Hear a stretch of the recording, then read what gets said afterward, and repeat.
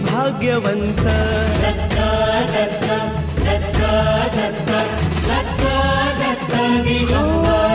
अवधूत चिंतन गुरुदेव दत्त गुरु आमचा तू आम्ही भाग्यवंत नसे जन्म मृत्यू नुरे काही खंत न प्रारंभ मध्य नसे काही अंत